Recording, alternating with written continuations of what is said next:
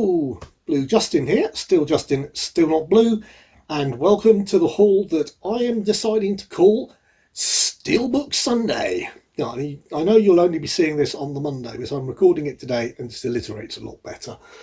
I've got quite a few titles. Like I said, there's a lot of stuff out on Monday that I pre-ordered as steelbooks in case they sold out, some of which certainly did.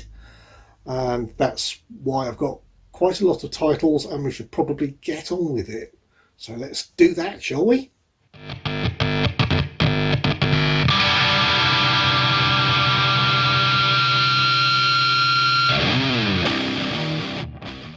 Right,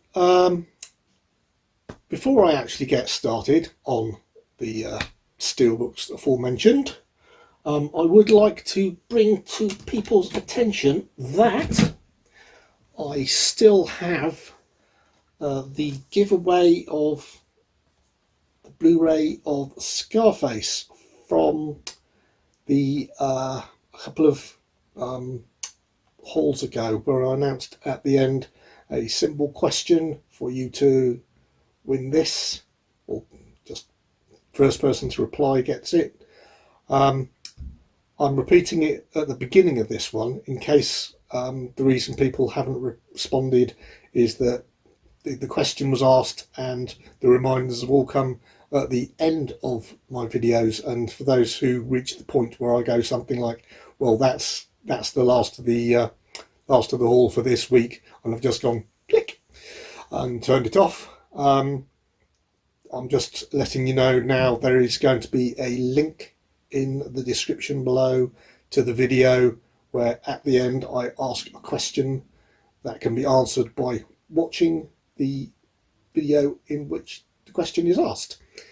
It isn't too difficult to find. I think it's only a few minutes actually before I ask the question, but I'm not making it too straightforward. So anyway, if you want to me to send you that, just click on the link in the description of this video. That will take you to that video, but not until you've watched this one first. And let's get on with that bit.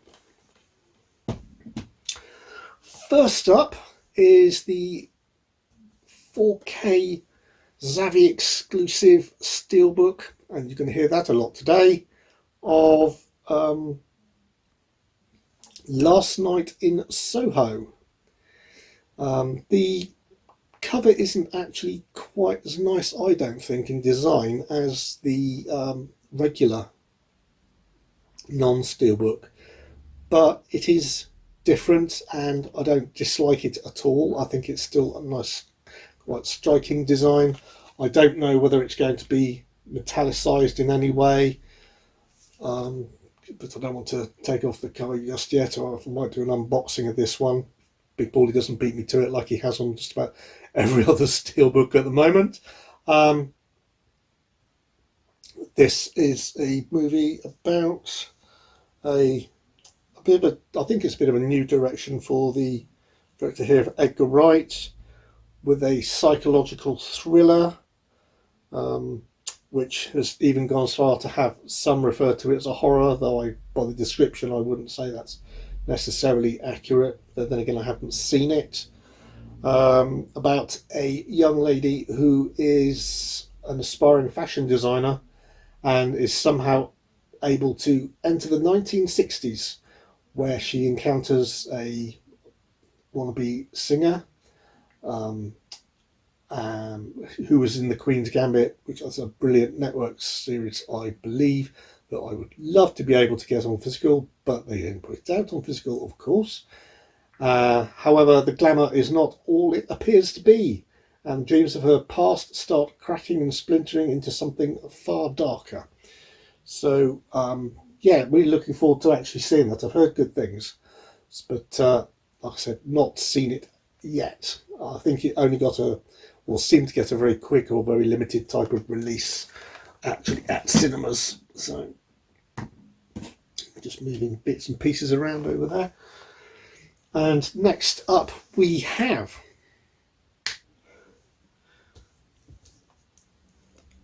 the Mondo release for the Steelbook of the Guardians of the Galaxy Volume 2.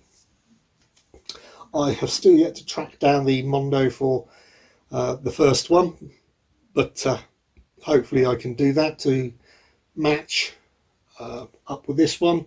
It looks very, very pretty. I don't know if you can, I haven't unboxed it. I think he probably has, it's another one that he has done ahead of me, but I think you can see the reflectivity on the title there, which is obviously just on the slip, the see-through polythene slip, is very nice indeed. Changes colour as you angle it. It's silvery, very nice. Lots and lots of full characters, all the action going on there, with the usual Mondo at the side. And this one is number, oh gosh,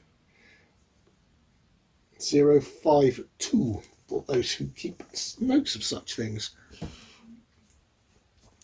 Lovely film. Well, I enjoy it a great deal. I don't think it's as good as the first one, but it has lots of going into more depths of character and introduces some nice new characters like Mantis, I enjoyed.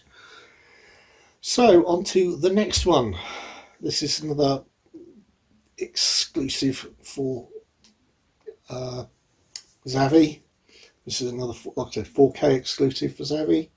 And not only that, it's a very strange one, which I'll go into in a sec, and that's The Last Duel. This is odd in the sense of America has a 4K, but it doesn't have a 4K Steelbook. The UK has this 4K Steelbook exclusive by Zavvi, but has not got a standard 4K release. So if you want a 4K, unless you're going to import it from the US, you actually have to get this Steelbook if you're from the UK. And being as it's a brand new 4K Steelbook at the moment, it's about 30 quid. I'm not sure if it's sold out yet, I'm sorry. I'll check whilst I'm doing the editing and put something up here.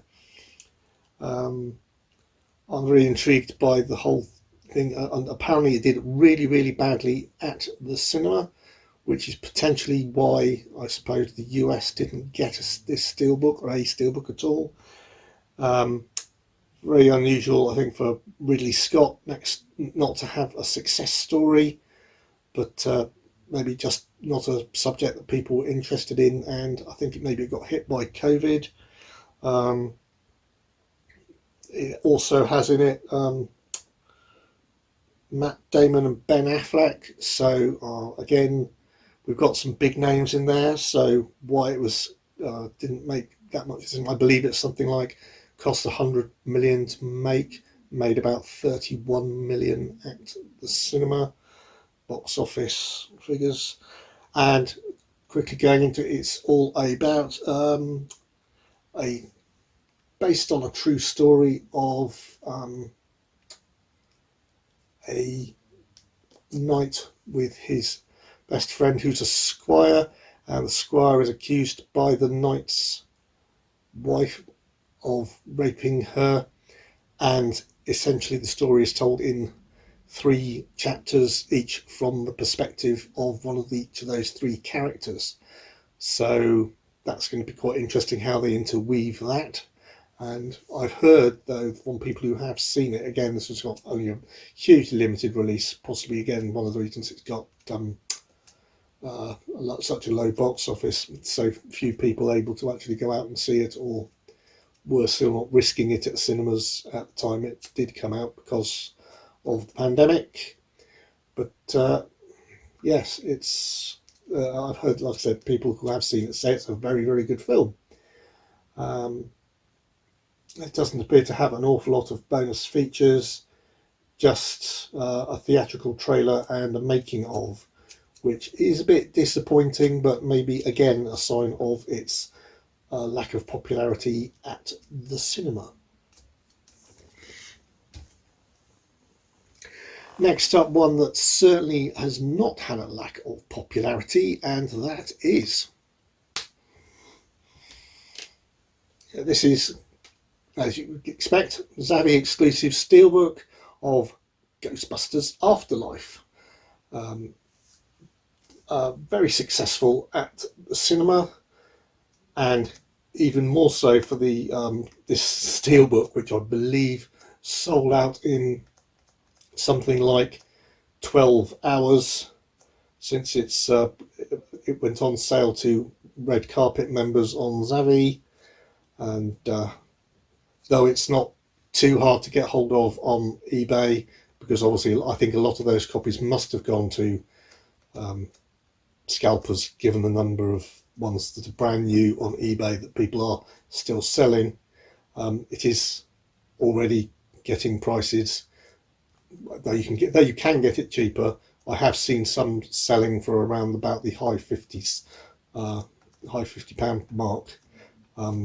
So yes, bit of a shame for taking it away from all the people who legitimately would have just wanted to buy a copy for themselves, like myself. I was just lucky enough to be able to get one before they'd sold out.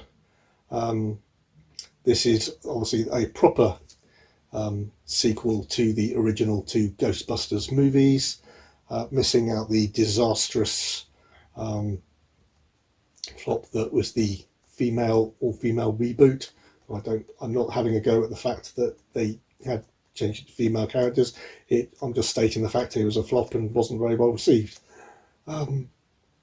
This is years after the Ghostbusters, and when they find a legacy, or move into a new house filled with children, and they discover what the person who left them the house had been a Ghostbuster in the past. And it is directed by Jason Reitman and produced by Ivan of the original. So yeah, I hear very, very good things about this. Didn't get to see it at the cinema, but lucky enough, like I said, grabbed this one before it sold out, so I'm very pleased with that.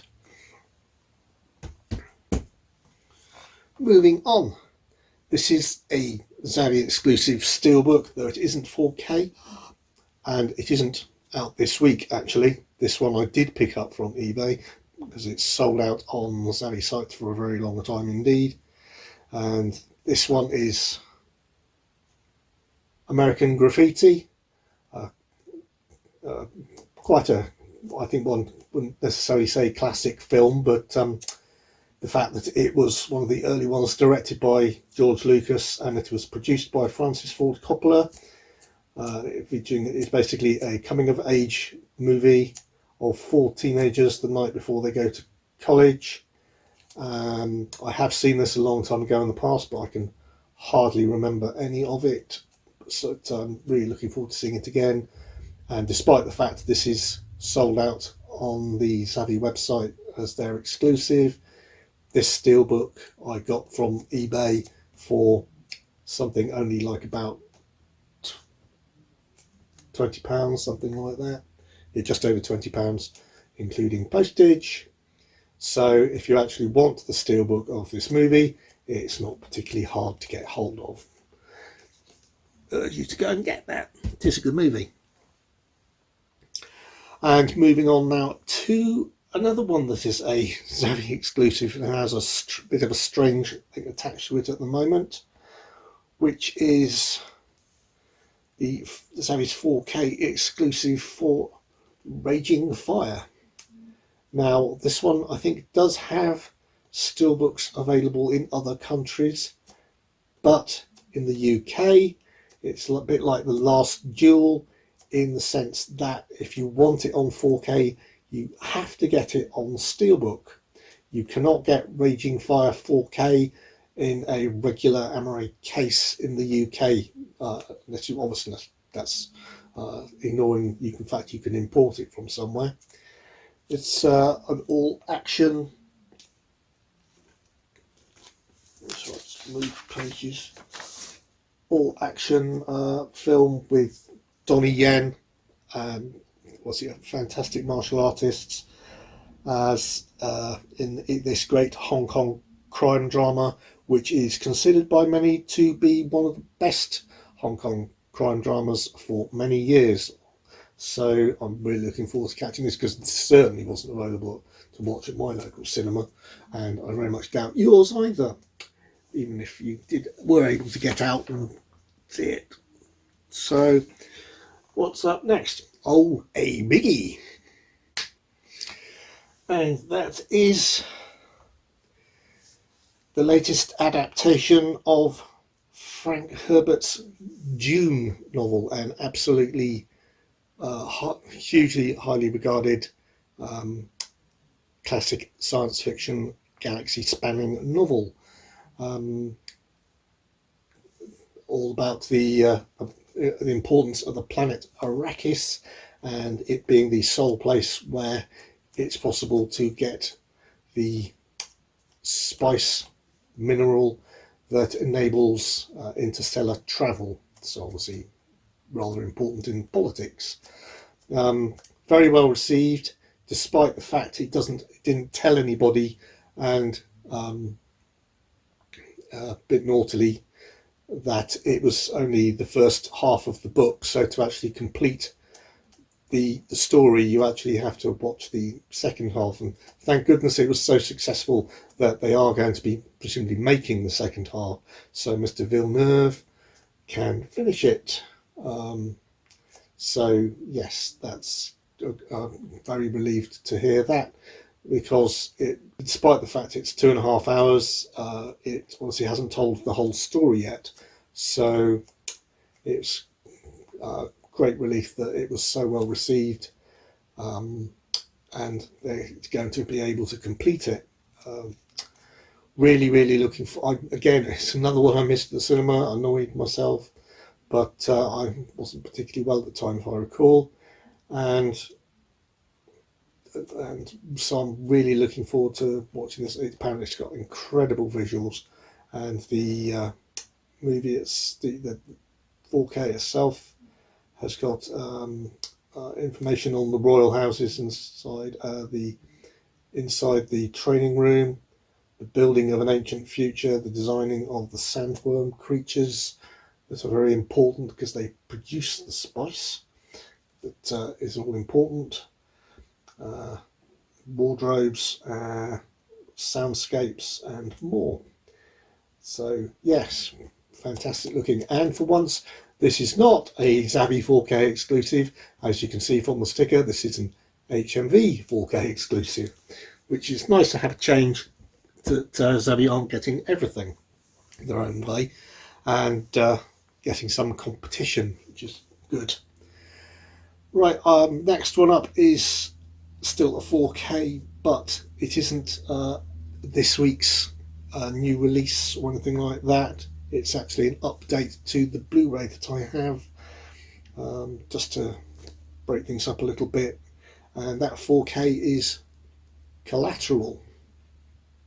Very good movie with Tom Cruise as a highly skilled assassin trying to do 5 hits in one night, being driven around by a hapless cab driver played by Jamie Foxx, and by the end of the night neither one of them will ever be the same again. Very good film, and I am very much looking forward to rewatching this in higher quality than the Blu-ray would allow me to. So yeah, I don't know whether or not it will make a huge difference, but I tend to find, even if you're not too worried about the difference in detail, whatever, the HDR tends to make a significant impact. And moving on from that, there's a Steelbook that isn't a 4K, but it did come out this week. And that is the new Steelbook Amazon exclusive of the latest season of Doctor Who, which is Doctor Who Season 13 called Flux. It was a 6-part adventure, and the price of this is ridiculously unnecessarily high, even for an exclusive Steelbook for 6 parts of a 6-part series or season. Then it is way too high, especially since they've actually left off where normally I'd expect commentaries on every single episode, as they have been as by standard for lots of the other seasons, including the classics series. This one has only got one commentary, though it does have plenty of other features, which I'm not going to go into specifically now, because I've done a proper unboxing of this one, and I shall put a link to that in the description below as well. Please go and check it out. It is actually, despite the fact I'm not a big fan of Jodie, and I'm certainly not a fan of the writing of showrunner Chris Chibnall, and I'm glad he's leaving. I think it would have been nice if Jodie had tried to stay on and see whether or not it would have improved under somebody who could actually write and understand what Doctor Who was about, unlike Chibnall. Yeah, I have a very strong opinion on this particular particular matter. Fact in my case. So yes, so please go and check out, like I said, the unboxing of this one. I do it in full, which is why it hasn't got a cover on it, though I have got a plastic protector next door, so I'm going to slip onto it after this video. Next up, we have one I've been after for a little while, and I finally got around to picking up, and that is some Elmos Fire. This is much more, even though it's one of the famous Brat Pack movies around about the time of 16 Candles and Pretty in Pink, etc. This one, as I recall it, is much more of a bittersweet drama with some comedic elements to it, rather than a straight out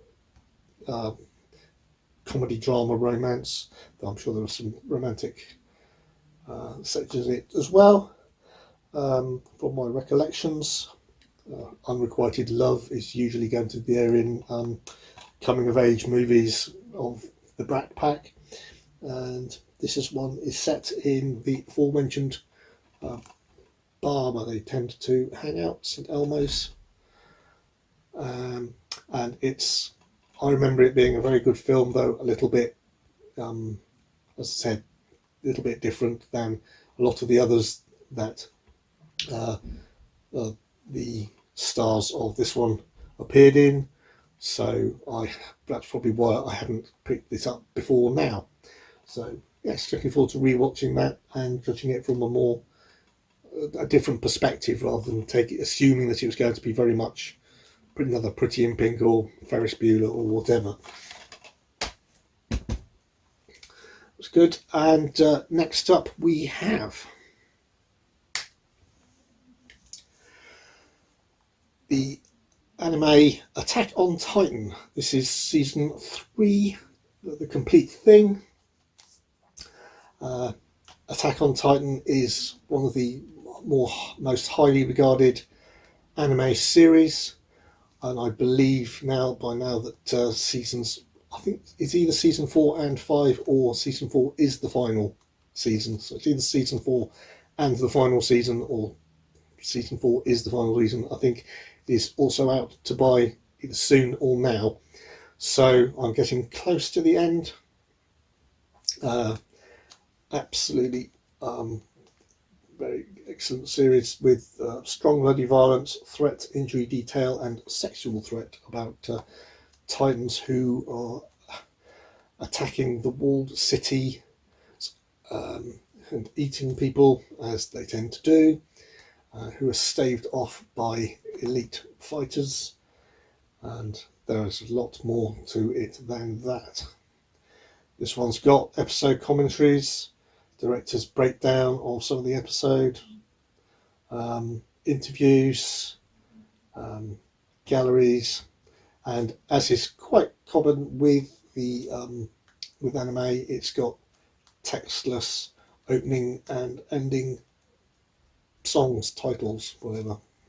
So that's nicely done. It's in Dolby True HD, and it's got English 5.1 and 2.0, and it's also got Japanese 2.0, both of them True HD. Obviously it's got English subtitles if you want to watch it in the Japanese original language and work with the subtitles, which is good. One I've been meaning to pick up for quite some time, and that is Devil's Advocate, a story about a hotshot lawyer played by our friend Keanu Reeves. He isn't shooting people now, he's just beating them in court, 64 cases to nil, who's hired by a hotshot firm or high quality firm, only at the end of which he finds, when he's actually agreed to the contract, that Al Pacino, his boss, is the devil, thus the Devil's Advocate title. I have seen this before, but it's been such a long time, I'm very happy to say, and don't put it in the comments, that I cannot remember the double twist ending. So I should be looking forward to rewatching that and being caught out by the twists, with two solid actors there.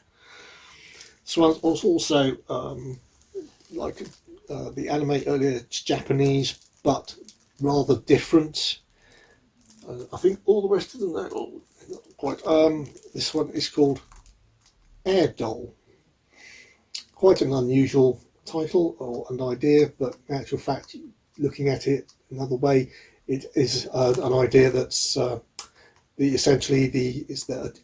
more mature, shall we say, adult Japanese take on the story of Pinocchio, or actually more accurately I would have said adult take on Mannequin. 18 rated for strong sex references and nudity, and the story is essentially that a air doll, a blow up sex doll, is kept in an apartment, and by her loving, if you like, owner, who adores her and looks after the his plastic friend, and one day surprised him by coming to life and being filled with a soul. She doesn't understand what's going on, and she sees a world around her that she doesn't understand and wants to explore, going into the outside world, fascinated by everything, and then is essentially going out to try and find an answer of what it is, the meaning of being alive, which is, it's described as saying here's an erotic fantasy exploring the complexities of love and loss, joy and pain, fantasy and reality. Highly regarded from the acclaimed director. So interesting ideas there, taking things, as I say, Pinocchio and Mannequin, if you like, we have sort of seen before, but giving it that highly charged and more sexual twist. So be quite interested in seeing that. It's got some of the extras. It's got to the fact that it's some stuff from the Cannes Film Festival where it was well received. Made some making of, Q&A recording session. It's interesting. However, just be aware that if it does strike you as interesting, it is only in Japanese audio, and you will have to watch the English subtitles to understand what they're saying. It doesn't bother me at all.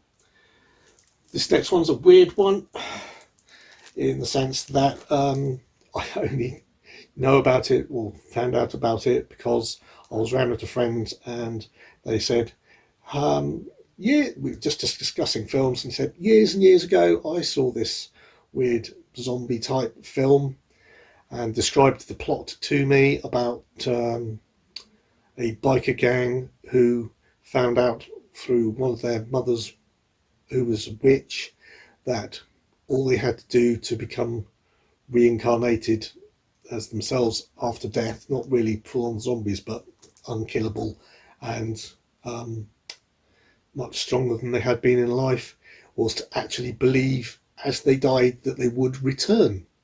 If it was that simple, everybody would do it. But that is the premise for Psychomania. I believe actually it does have a second title, but I can't remember what it is off the top of my head. It's to do with something on wheels or something. I'll put it up here. So yeah, it's. He thought that he'd only ever seen it once, and remembered one particularly funny scene that he thought he remembered. So I went looking forward to see whether it did ever make a disc, and which he expected it never to do so, because he just assumed it was one of those such B-rate movies that nobody cared, whereas it turns out it's become quite a cult.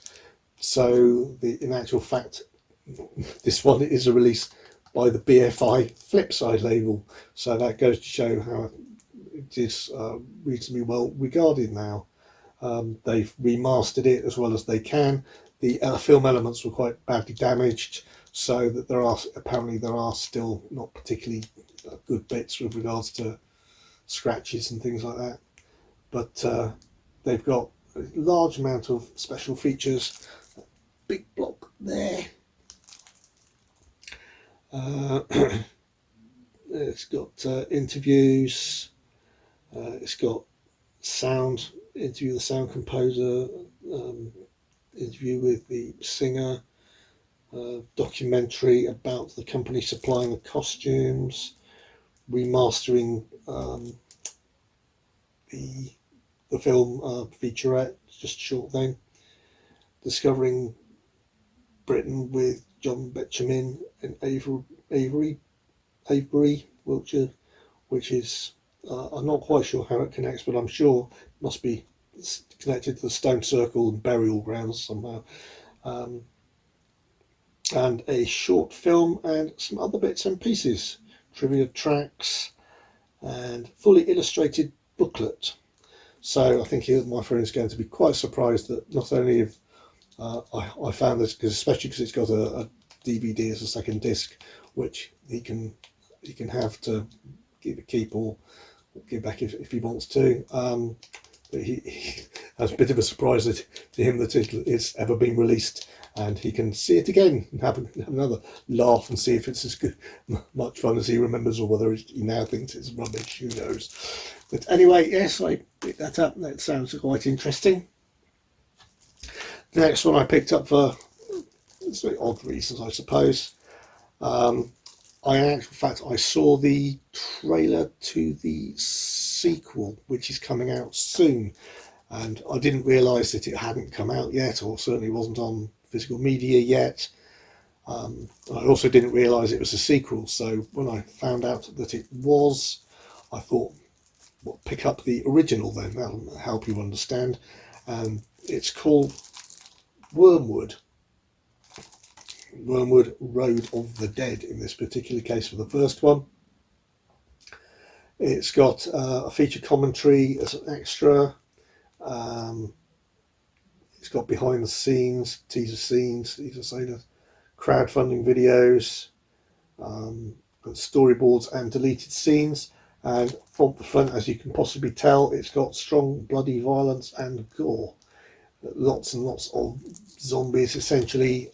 I think it's, from what I've read, it is quite accurately described by Empire on the front there as Mad Max meets Dawn of the Dead. So if looking at the trailer for the sequel to this film, that looks like they're carrying on very much with that theme, and it looks quite amusing. So lots and lots of violence and gore. As I said, that's why it's 18 rated. Next one, I doubt whether anybody will be picking up easily because it's very hard to get hold of. This is an American import, and it's called Skinflix. Now, the plot is about an ambitious director who makes hardcore movies for the mob, and he wants to be more appreciated and break away, and struggles with burning out, and finds solace with one of his young actresses in his adult films that he's making. But I think the important thing about this one is that it's quite self-reflective and personal, based on the fact that the actual director of this film has made adult movies, and in actual fact a lot of the actresses in it, including the young actress who plays the girlfriend of the protagonist, who starts to take him down into the that's when she starts to fall apart. It's played by Sharon Mitchell, no relation to the false name that you give character in EastEnders, I would quickly add. And she is actually an adult movie actress who I believe has acted in more adult movies than any other adult movie actress, something like that, something along those lines, certainly a lot, I believe. And she, in actual fact, she was very, very active in getting AIDS tests introduced, mandatory AIDS tests getting introduced for the adult film industry in America, and she's retired from the industry, obviously, since this is back in 1978, when she was being described as being young. She now works as requalified as a psychiatrist and doctor, and not only treats obviously people in general for psychotherapy reasons, but has particular expertise in helping those with getting over the traumatic stresses, etc., of trying to get out of the adult industry from effects that it might have had on them, on their personal lives, and adjusting back into the normal world and how people see them. So that's quite interesting. So essentially it's a very powerful film in the sense that it's about a director who wants to move more towards the mainstream, and made by a director who practically has made this film, which is much more mainstream in its ideals, in the sense that it's got a full-on plot. However, be aware, if you ever do get to see this, don't be shocked, in the sense that I believe that if this was put before the British Board of Film Censors, or certification now, they changed what C meant, didn't they? I'm not going to say what I think the C word stands for, and some of those BBFC. Even though it's 85 minutes, this one isn't your standard adult type movie, but it probably would be rated by the BBFC as R18, as adult, because there are adult scenes within it, realistically played by the adult actresses and actors therein. Though obviously, because it's actually telling a proper story, it isn't a case of here's a really thin plot to hang 60 minutes of sex scenes on, as far as I'm aware. I believe this is quite highly regarded against that sort of thing. Otherwise, I wouldn't have thought that, for example, Vinegar Syndrome, who are the ones who've released this, would have done so. It wouldn't have just come out through them, it would have come out through an adult film company rather. So yes, it's actually got it's newly scanned up in 2K from its 35mm Volt Elements. There's a feature-length audio interview with the actress Sharon Mitchell, which I'll be very interested in seeing, about her work moving into being a doctor. So I don't know whether that interview would have been done at the time or whether that's a more recent interview. It's got an audio commentary with the historians, reversible cover artwork, which I believe the back just carries on this, instead of actually just having a back describing the plot. I think that's the back just carries on this roll of film from the top, if you like. So just saying. So yeah, and it has English subtitles for those who can't actually understand the English that's on the main audio.